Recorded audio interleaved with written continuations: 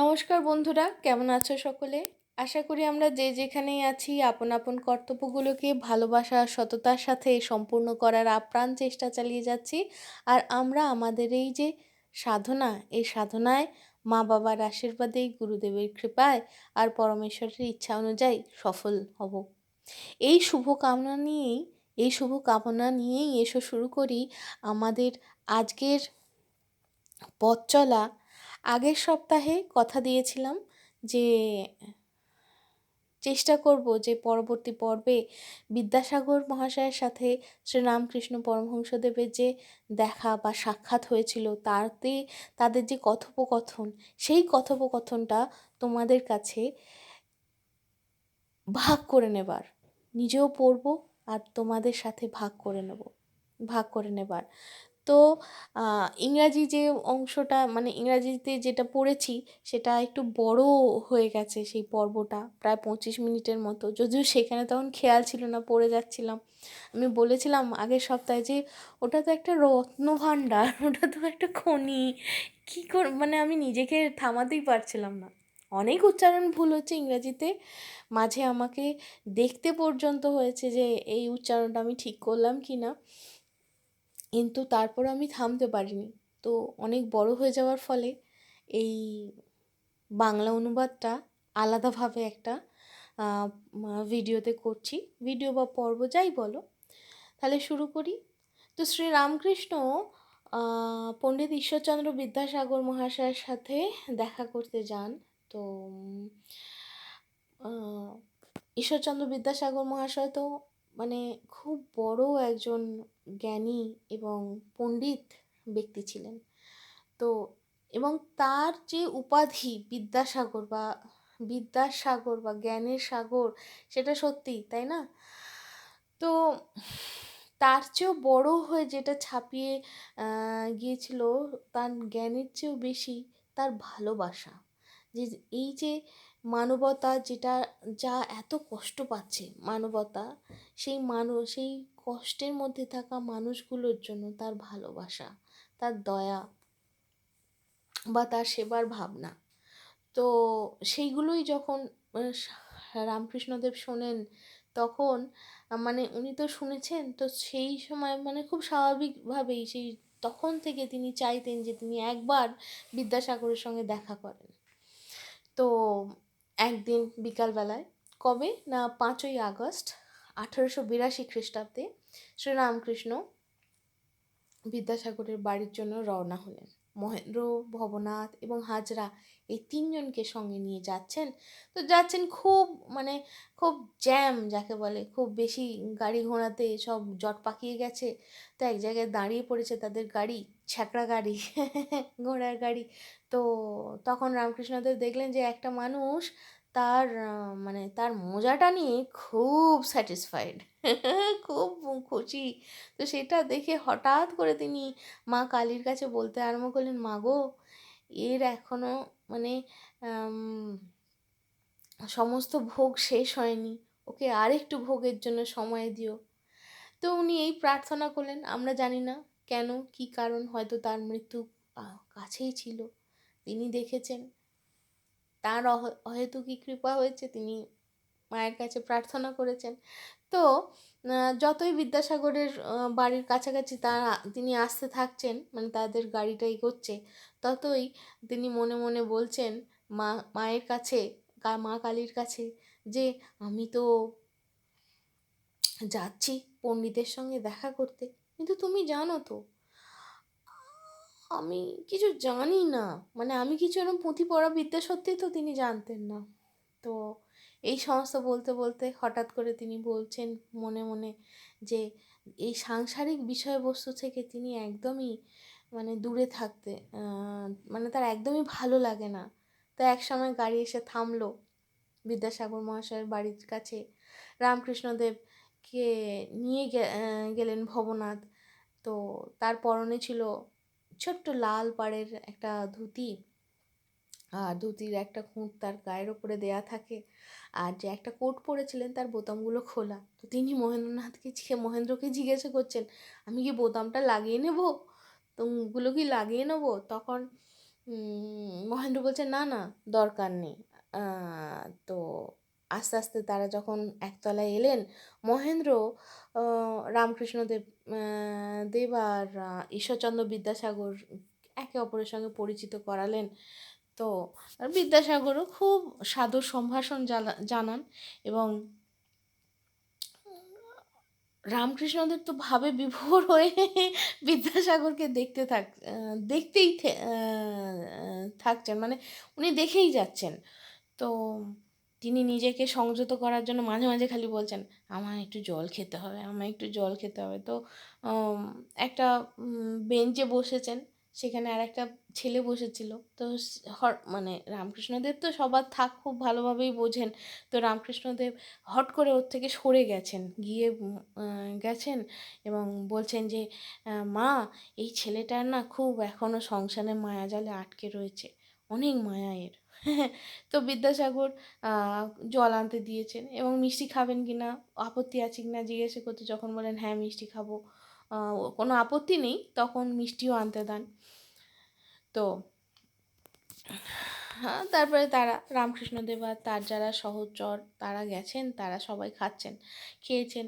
এবার একজন কোনো একটা ছেলে তার সামনে বসেছিল, রামকৃষ্ণদেবের সামনে বসেছিল। তো তাকে দেখে বিদ্যাসাগরকে বলছেন যে এইটা না খুব ভালো ছেলে, এর না খুব গুণ, অনেক গুণ, যেমন ফল্গু নদী ঠিক সেরকম, বাইরে থেকে মনে হয় শুধু বালি আর বালি, খুঁড়লে পরে দেখা যায় যে একটা সুপ্ত ধারা বয়ে চলেছে, জলের ধারা বই চলেছে। তো তারপর তিনি বিদ্যাসাগরকে খুব সুন্দর করে হাসতে হাসতে বলছেন যে আমি সাগরের সামনে আজ, বা এরমভাবে বলা যায় যে আজকে আমি সমুদ্র দেখছি।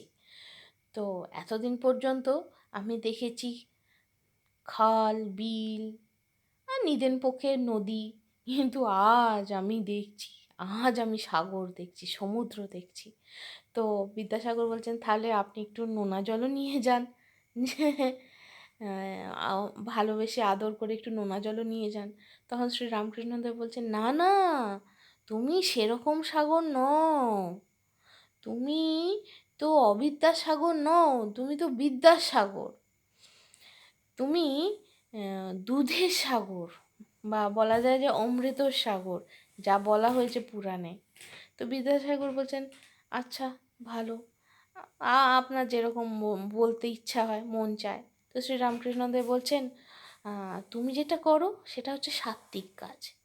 এই যে রাজসিক যে বা রজগুণের যে গুণ, সে এই যে রজগুণ বা এই যে অ্যাক্টিভ হয়ে থাকা, যে কর্মতৎপরতা, এইটাই হচ্ছে সাত্ত্বিক গুণের অ্যাক্টিভ রূপ হচ্ছে রাজসিক গুণ। কম্প্যাশন যেটা রয়েছে তোমার মধ্যে, যে একটা ভালোবাসা রয়েছে, অন্যের জন্য যে দয়া আছে, অহেতুকী যে ভালোবাসা, সেটা কোত্থেকে এসেছে, সেটা সত্ত্বগুণ থেকে এসেছে। এবং এই যে ভালোবাসা দিয়ে যে কাজ হচ্ছে, তাতে কোনো সন্দেহ নেই, কিন্তু এটা সত্যগুণ তো স্থির, কিন্তু সত্যগুণ তো স্থির, যখন কাজ করছে তখন সেটা রজগুণ হয়ে গেল, অ্যাক্টিভ হলো মানে রজগুণ হয়ে গেল, সেটাতে কোনো ক্ষতি নাই। সুখদেব বা অন্যরা কিন্তু একদম ছেড়ে দেয়নি, কিন্তু মানুষকে ভগবান কী তার শিক্ষা দিতে গিয়ে এই যে মানুষের প্রতি যে ভালোবেসে কাজ করা, সেটাকে তারা কিন্তু ছেড়ে দেয়নি। তুমি জ্ঞান তুমি জ্ঞান আর খাবার অন্যদেরকে দিচ্ছ, এটা খুব ভালো, এটা তোমাকে ভগবানকে উপলব্ধি করতে সাহায্য করবে। যদি তুমি কোনো কোনো ধরনের মনোবাঞ্ছা না রেখে, মানে তার সঙ্গে নিষ্কাম, মানে এটা একটা ছোট্ট কথা বলা যায় যে যদি নিষ্কামভাবে কর্মটা করো, কোনো নাম হবে কি অনেক পুণ্যি হবে, এইসব ভেবে যদি করা হয়, সেটা কিন্তু নিঃস্বার্থ কাজ হলো না, মানে পুণ্য হবে ভেবে করা, সেটা কিন্তু নিঃস্বার্থ কাজ নয়। আর তুমি তো একজন সাধু, মানে নিখুঁত সাধু। এখানে যে কথাটা বলা হয়েছে ইংরাজিতে খুব সুন্দর কথাটা, besides you are already a perfected sage or siddha. মানে উনি কিন্তু সাধনা করতে গিয়ে সংসার ছেড়ে দেননি বিদ্যাসাগর মহাশয়, তিনি সংসারেই আছেন, তিনি তার শিক্ষকতার কাজ করছেন, পড়াচ্ছেন, দুস্থদের মধ্যে খাবারও দিচ্ছেন, কিন্তু সেটা তার মানে নিঃস্বার্থভাবে জাস্ট ভালোবাসেন বলে দিচ্ছেন। এই যে ভালোবাসাটা, সেটা মানে সেই সমস্ত গুণগুলো বিচার করে রামকৃষ্ণদেব বলছেন তুমি তো সাধু, নিখুঁত সাধু, মানে তার আর কোনো খুঁত নেই, মানে চরমতম অবস্থায়, মানে সিদ্ধ হয়ে গেছে যে। তো বিদ্যাসাগর বলছেন কি করে?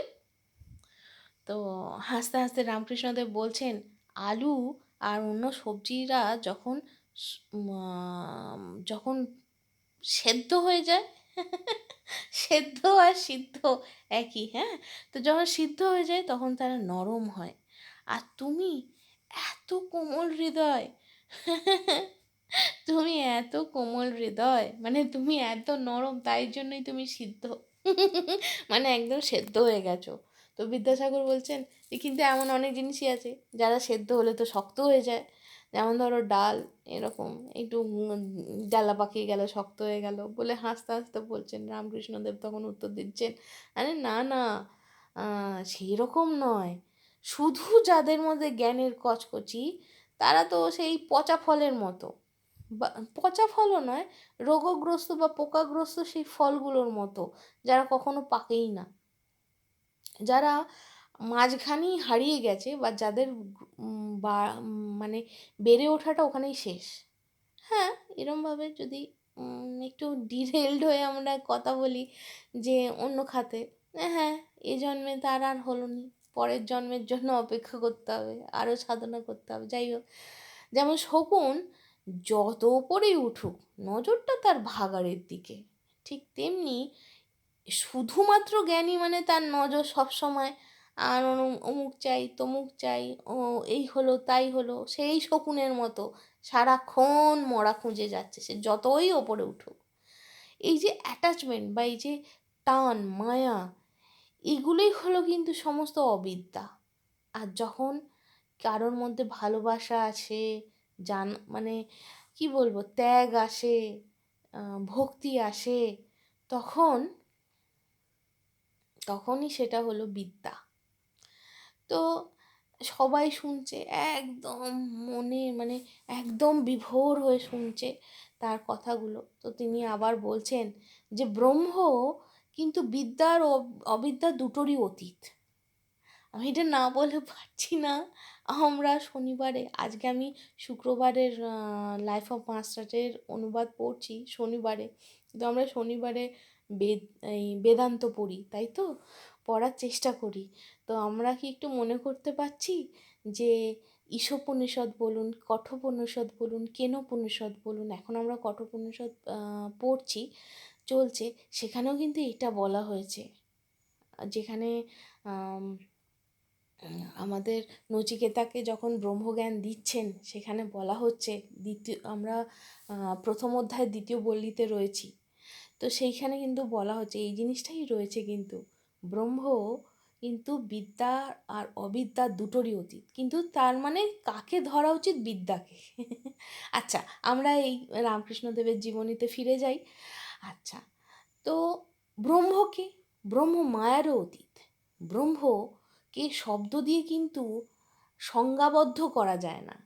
এই যে বেদ, পুরাণ, তন্ত্র, ছ ছ ধরনের ফিলোসফি বা কি বলবো, মত বা তত্ত্ব, তার তত্ত্ব সব কিছুই কিন্তু বলা হয়ে গেছে মুখ দিয়ে, তাই তো, কিন্তু একটা জিনিসই খালি মুখ দিয়ে বলা হয়নি, এবং সেটা হলো ব্রহ্ম। কেউ বলতে পারেনি ব্রহ্মকে। বিদ্যাসাগর তখন ওনার বন্ধুদের বলছেন আচ্ছা, এটা তো একটা মানে খুবই বড় একটা কথা, আজকে আমি নতুন কিছু জানলাম। তো শ্রী রামকৃষ্ণদেব বলছেন যে লোকে ভাবে তারা সব জেনে গেছে ব্রহ্ম সম্বন্ধে। যেমন একটা আহ, পিঁপড়ে, যেমন একটা পিঁপড়ে একটা চিনির পাহাড়ে গেছে। তা সে একটা একটা চিনির টুকরো, একটা দানা, অ্যাকচুয়ালি চিনির দানা খেয়েছে, খুব স্যাটিসফাইড হয়ে গেছে, খুব তৃপ্তি হয়েছে। তারপরে সে মুখে করে আরেকটা দানা নিয়ে যাচ্ছে তার বাসায়, তার বাড়িতে, এবং সে বাড়িতে চলে গেছে। এবং সেখানে যাওয়ার পরে ভাবছে কালকে গিয়ে আমি গোটা পাহাড়টা নিয়ে চলে আসবো। মানুষেরও সেই অবস্থা। সে যে কতটা ছোট্ট পুচকি, মানে এইরকমই ছোট্ট পুচকি, কিন্তু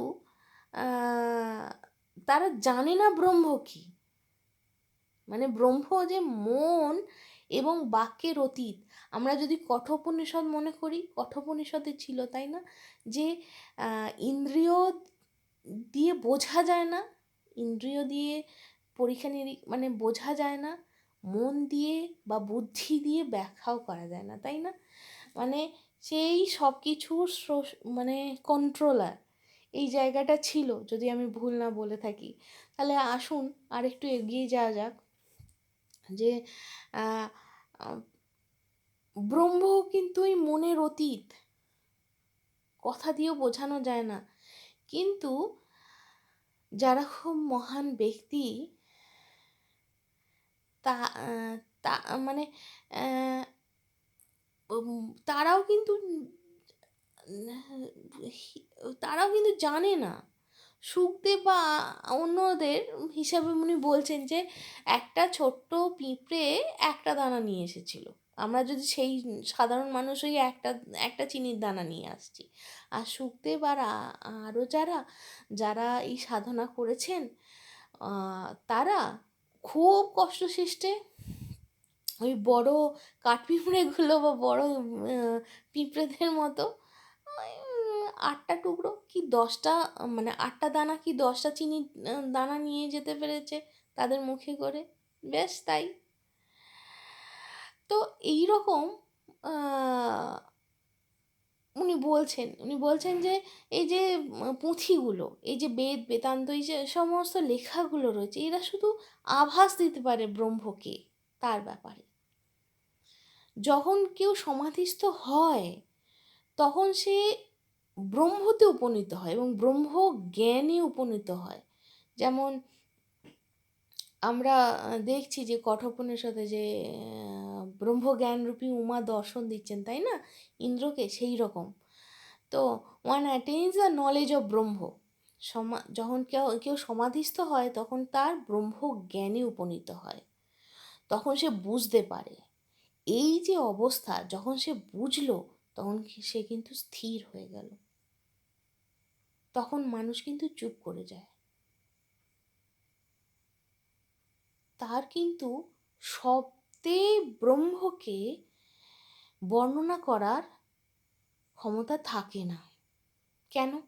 উদাহরণ হিসাবে বলছেন যে একটা নুনের পুতুল সেই গেছে সাগরকে মাপতে, তো সে সাগরের গভীরতা বলবে, কিন্তু এমনই অসহায় অবস্থা, সে যেই জলে পড়লো, মানে যেই ব্রহ্মে গেল, সঙ্গে সঙ্গে সে গুলে গেল। এবার বলবে কি করে যে সে কে? সে তো একাত্মীভূত হয়ে গেল। বা আমরা এরমভাবে বলতে পারি যে আমরা তো সবাই ব্রহ্ম, যদি সেইভাবে বলি, কিন্তু যে খোলাটার জন্য বা যে অবিদ্যার জন্য নিজেকে চিনতে পারছি না, যেই এক হয়ে গেলাম, তাহলে আর বর্ণনা করার দরকার কি? আমি জানি না, আমি অত ভুলভাল বলছি। আসুন আমরা ফিরে যাই। তো একজন জিজ্ঞাসা করলো, তাহলে কি আহ, যারা মানে সমাধিস্থ হয়েছেন, যারা ব্রহ্মজ্ঞানী, তারা তো সমাধি থেকে বেরিয়ে আসার পরে তো আবার কথা বলেন, তারা তো চুপ করে থাকে না, মানে তার যার যেরকম প্রশ্ন। রামকৃষ্ণদেব তখন বিদ্যাসাগর আর অন্যদেরকে বলছেন যে শঙ্করাচার্য খুব শুদ্ধ অহংকার রেখেছিলেন, মানে আমিটাকে খুব শুদ্ধ অবস্থায় রেখেছিলেন, এবং সেই অবস্থায় রেখেছিলেন যাতে তিনি মানুষকে শেখাতে পারেন। তাই জন্য তিনি ফিরে এসেছিলেন। যখনই একজন কেউ ব্রহ্মকে উপলব্ধি করে তখন সে চুপ হয়ে যায়। কিন্তু মানে ততক্ষণই তো লোকে জানার জন্য তথ্য বিশ্লেষণ করতে থাকবে, যতক্ষণ পর্যন্ত না সে জানতে পারছে যে,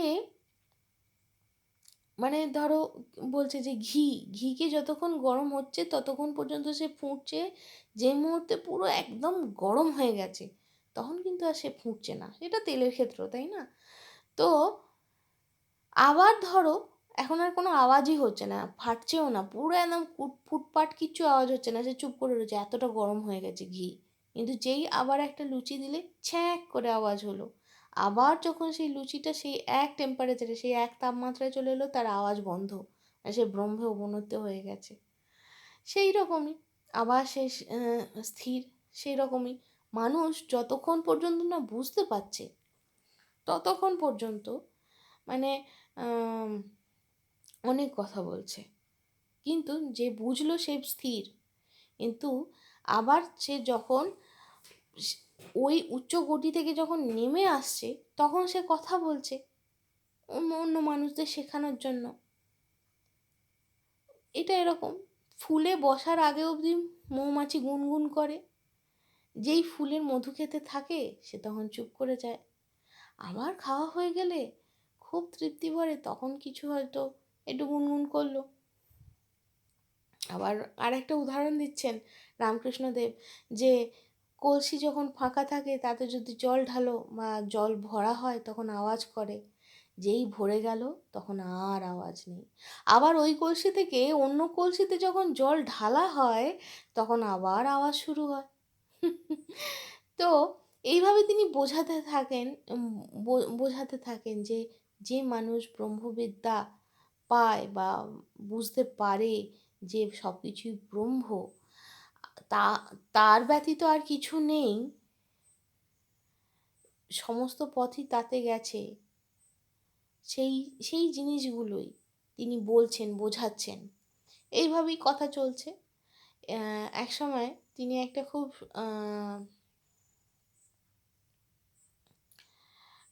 একটা খুব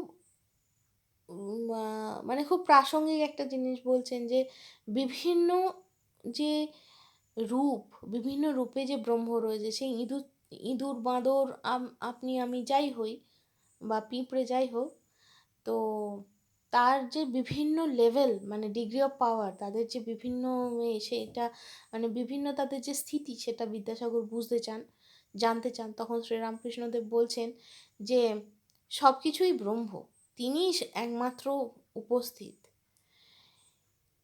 কিন্তু মাত্রার ভেদ আছে। মানে there is a difference in the manifestation of power.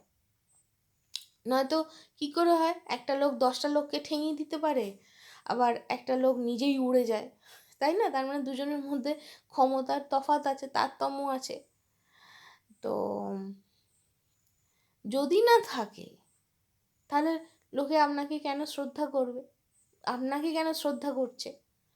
আপনার কি দুটো শিং আছে আপনার মাথার ওপর?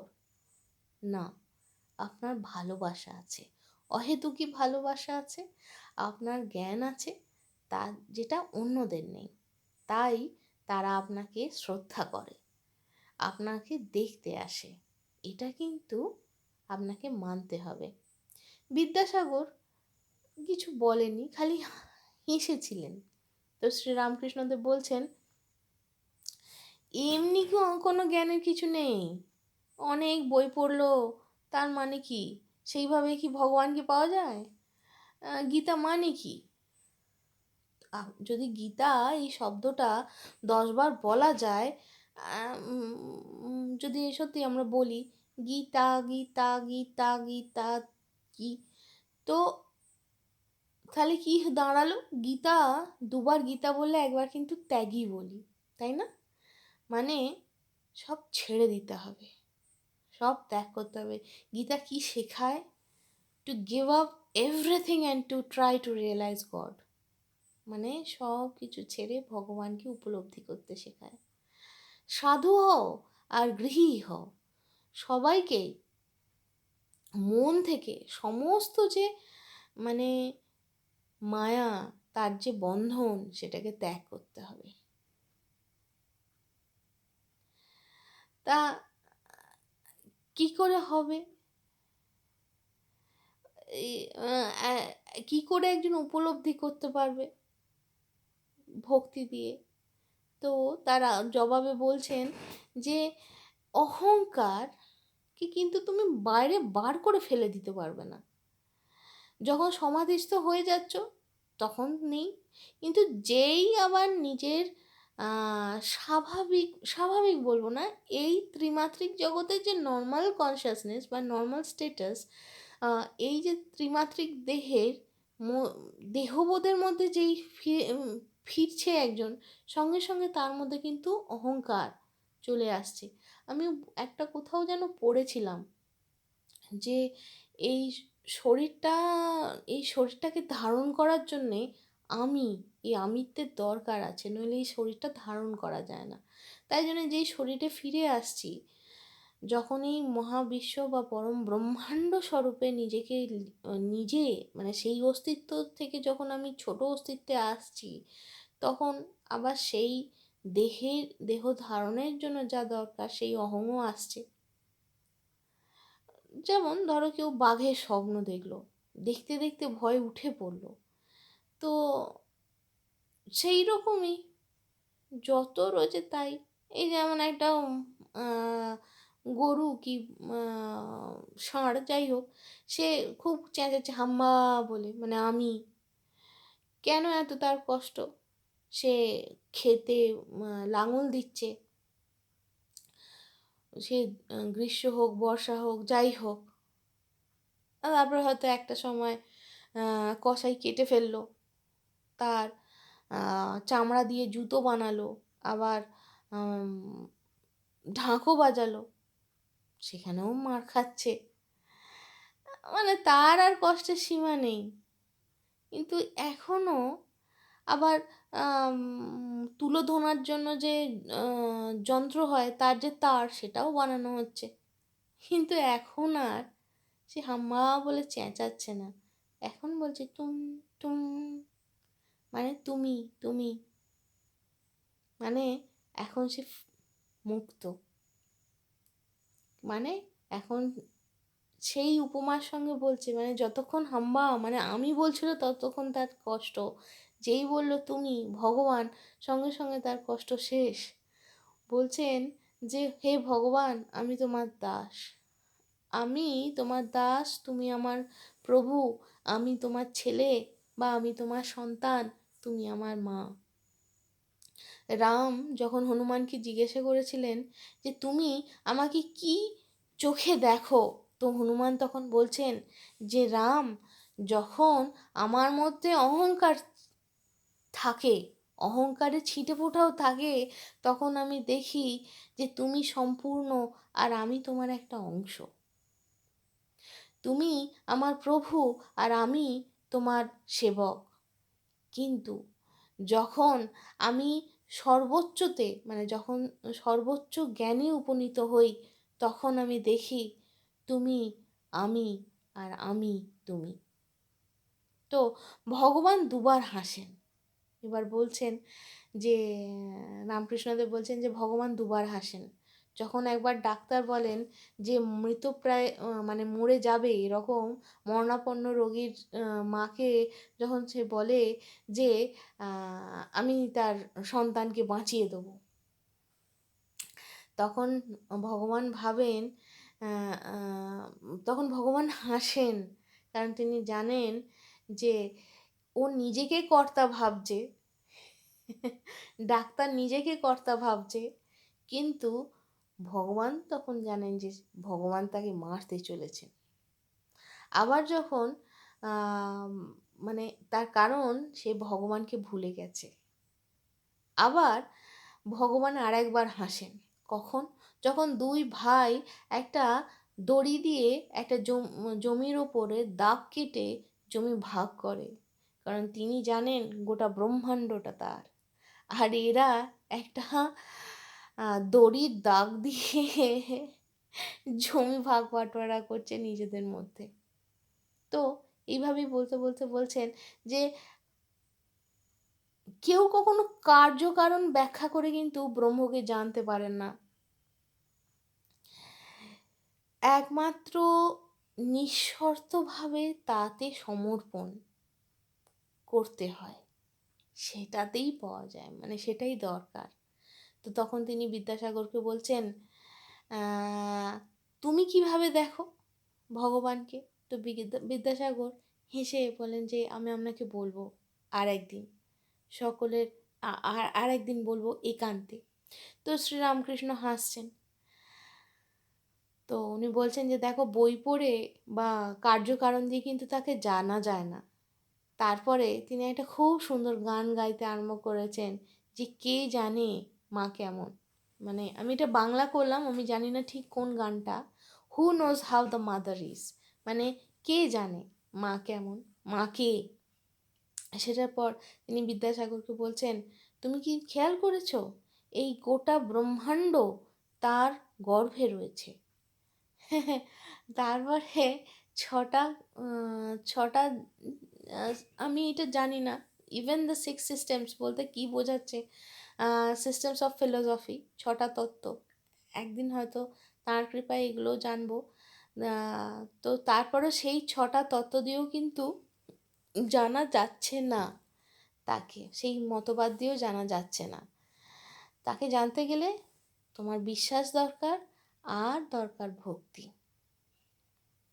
এইভাবে বলতে বলতে তিনি খুব সুখ্যাতি করছেন, যে বলছেন যে তারা বলে যে হনুমানের এত বিশ্বাস ছিল রামের নামে যে সে একদম সমুদ্র পার করে গেছিল, তাই তো? কিন্তু রামকে নিজেকে কিন্তু সেতু বানিয়ে যেতে হয়েছিল বলে, আবার মানে তিনি নামের মানে ভক্তির কতটা যে শক্তি সেটা তিনি বোঝাতে এই উদাহরণটা দেন। তারপরে তিনি আবার একটা গান গাইতে আরম্ভ করেন, যাতে যে ভক্তি আর বিশ্বাসের যে কি গুরুত্ব, এবং সেটা তিনি মানে সেই গানে ছিল। এবং এইভাবে বলতে বলতে তিনি সমাধিস্থ হয়ে যান। তো পণ্ডিত মানে বিদ্যাসাগর এবং আরও অনেকেই সেই দৃশ্যটা দেখেন, একদম অবাক হয়ে দেখতে থাকেন। তারপরে তিনি যখন রামকৃষ্ণদেব যখন নিজের কি বলবো, নিজের স্বাভাবিক অবস্থায় ফিরে আসেন, তখন বলতে থাকেন, আবার বলছেন যে it is he who is being addressed as mother, মানে বলছেন যে তিনি মা মা মা হিসাবে তাকে আমরা ডাকছি। তিনি কে? ব্রহ্ম। The mother is our most intimate relation, মানে মায়ের মা এই সম্পর্কটাই, মানে মা সন্তানের এই সম্পর্কটাই সবচেয়ে সবচেয়ে মানে সবচেয়ে গভীর, সবচেয়ে একা মানে আত্মিক সম্পর্ক। এবং একজন কেউ ভালোবাসা দিয়েই একমাত্র ভগবানকে একমাত্র জানতে পারে। মানে প্রচণ্ড ভক্তি, প্রচণ্ড ভালোবাসা আর প্রচণ্ড বিশ্বাস তার জন্য দরকার। তারপরে রামকৃষ্ণদেব আর একটা গান এবং তারপর বলেন যে জপ তপ বা বলি দেওয়া বা পুজো করা দরকার নেই যদি কেউ তাকে ভালোবাসে। বলছেন যে পাখার দরকার কতক্ষণ? যতক্ষণ হাওয়া চলছে না। যে হাওয়া বইবে, যখন দক্ষিণা বাতাস বইবে, তখন কি আর পাখার দরকার হয়? যতক্ষণ ভক্তি নেই ততক্ষণ পর্যন্ত সমস্ত ওই পুজো আচ্চা এই অমুক তমুক করতে হয়। যখন সেই হাওয়া বইতে থাকে তখন আর ওগুলোর দরকার হয় না। এরপর বিবেকানন্দ বলছি, এরপর বিদ্যাসাগরকে বলছেন যে তুমি তো ভালো কাজ করছো, যদি এই যে ভালো কাজটা, এই ভালো কাজটা যদি কোনো ফলের চিন্তা না করে করা হয়, তাহলে এই তোমাকে তোমার মধ্যে ভক্তি ভালোবাসা এনে দেবে ভগবানের জন্য। এবং একদিন তুমি ভগবানকে জানতে পারবে, এবং ভগবানের মানে এরমও বলা যায় যে ভগবানের স্থিত হতে পারবে, তাই তো? তাহলে এবং সে বলছেন যে যত ভক্তি আর ভালোবাসা থাকবে তার জন্য, তত তোমার কর্ম নাশ হতে থাকবে। এটা কিন্তু গীতাতেও বলা রয়েছে, the kind of work you are doing is for your own good. মানে আমরা যা করি সেটা হয়তো আমরা ভাবছি যে অমুকের জন্য করছি, তমুকের সেবা করছি, কিন্তু অ্যাকচুয়ালি সেটা আমরা আমাদের নিজেদের জন্যই করি, যেটা আমাদের মনকে আরও শুদ্ধ করে, যা আমরা কোনো মানে কোনো মোটিভ ছাড়া যেটা করি, যার কোনো কি বলবো, কোনো কোনো স্বার্থ নেই, নিঃস্বার্থভাবে যেটা আমরা করি, সেটাই আমাদের মনকে শুদ্ধ করে, এবং সেটাই আমাদেরকে ভগবানের প্রতি ভালোবাসায় উপনীত করে। যে মুহূর্তে সেটা তুমি পেলে, সেই মুহূর্তে তুমি ভগবানকে জানতে পারলে। এবং একটা খুব বড় স্টেটমেন্ট এখানে রয়েছে, ইংরাজিতে লেখা, আমি সেটা একবার পড়ছি। Man never helps the world, it is the Lord who does it.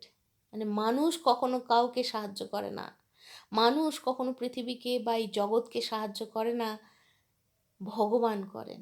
The man who works unselfishly will achieve his own wellbeing. যে মানুষ নিঃস্বার্থভাবে কাজ করে তার কল্যাণ হয়, সেই নিজের কল্যাণ করে। এই এই যে 3-4টে লাইন, মানে এইটা পুরো আমার পড়তে পড়তে অনুবাদ করতে করতে আমার মনে হচ্ছিলো যে আমি গীতার এটা বলছি। আচ্ছা, there is gold within you.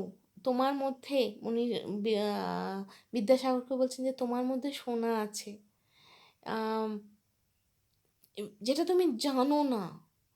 মানে সোনা আছে, বা বলা যেতে পারে যে তোমার মধ্যে সোনার খনি আছে, তুমি যেটা জানো না, ঠিক নিচে আছে, মানে আন্ডার দ্য সারফেস, তো মানে জাস্ট একটু নিচে ঢুকে আছে।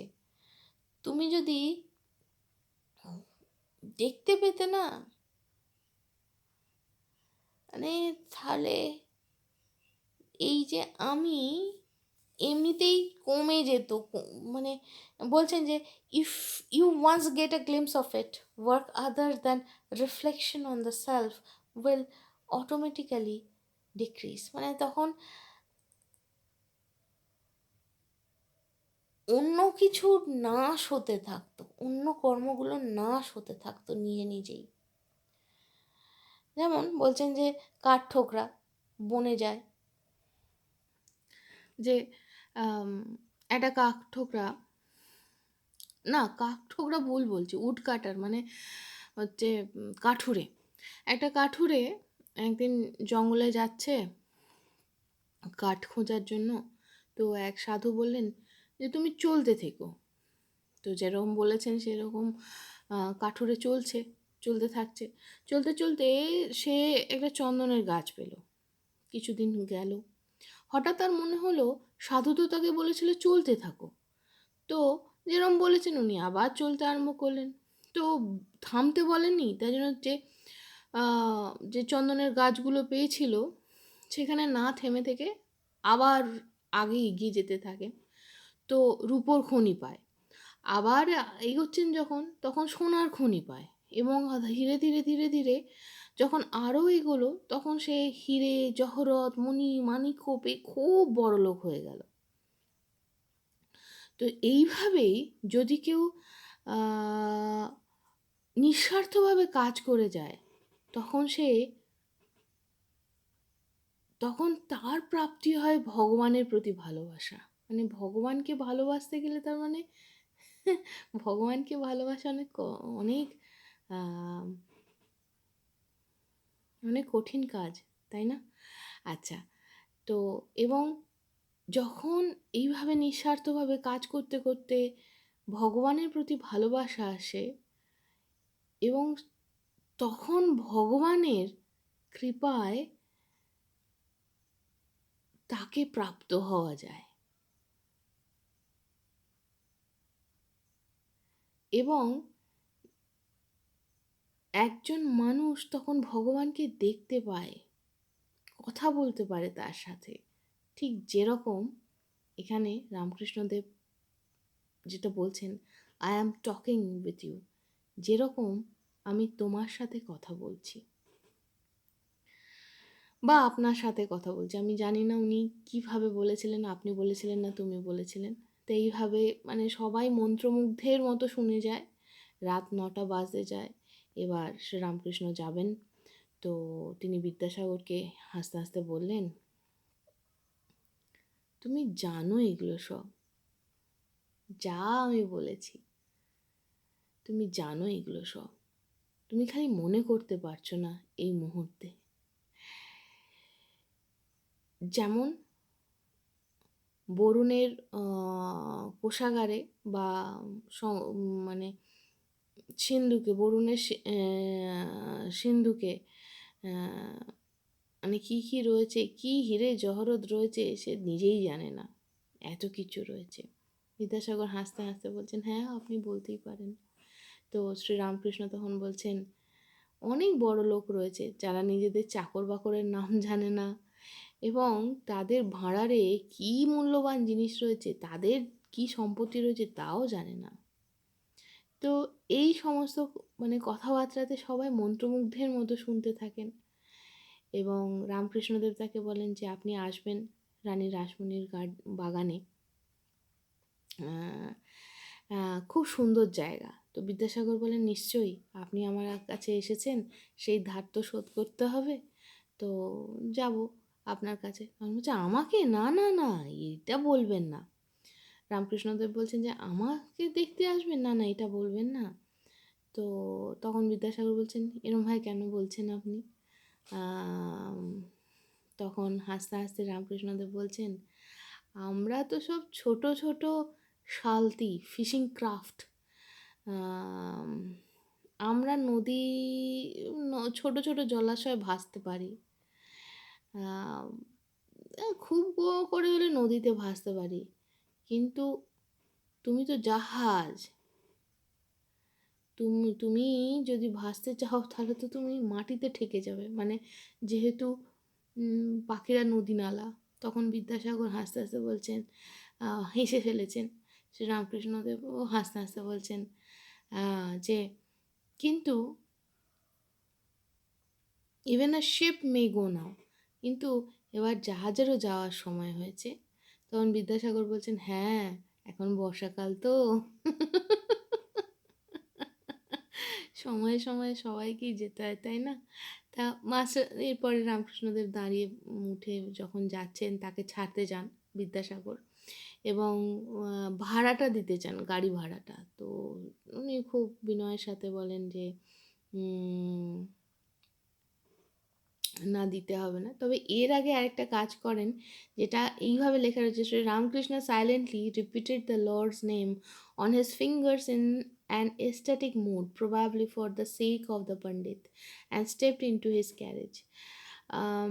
আমরা ঠিক জানি না বিদ্যাসাগর ভগবানকে বিশ্বাস করতেন, মানে তিনি আস্তিক ছিলেন না নাস্তিক ছিলেন, কিন্তু সত্যিকারের যে তার থাক, সত্যিকারের যে তিনি সিদ্ধ একজন সাধু, এবং তার পরিচয় কিন্তু আমরা অন্যভাবে জানি। তিনি অনেক ভালো সমাজের জন্য অনেক কিছু করেছেন, কিন্তু সত্যিকারে তিনি কে তাকে চিনেছিলেন একমাত্র বলা যায় বিদ্যাসাগর যদি নিজেই না জানেন, রামকৃষ্ণদেব চিনেছিলেন। তাই জন্য হয়তো তার জন্য তিনি ভগবানের নাম জপ করে এসেছিলেন, কারণ হয়তো তিনি জানতেন এই মানুষটা তো এই রূপে করছে না বা এইভাবে করবে না, কারণ সে তার কর্ম দিয়েই সে শুধু পুজো করে যাবে। তো যাই হোক, এই অবধি। এরপরে তিনি দক্ষিণেশ্বরে ফিরে যান। আর আমরাও আজকের মতো এই পর্বটা শেষ করব। অনেক বড় হয়ে গেছে, কিন্তু যাওয়ার আগে না একটা কথা না বলে পারছি না, লোভ সামলাতে পারছি না। আমি যদি সঠিক বুঝে থাকি তাহলে মাস্টারমশাইয়ের সঙ্গে শ্রীরামকৃষ্ণদেবের দেখা হয়েছিল মাত্র 4-5 দিন, মানে 1 সপ্তাহের মতো হবে, মানে 7 দিন।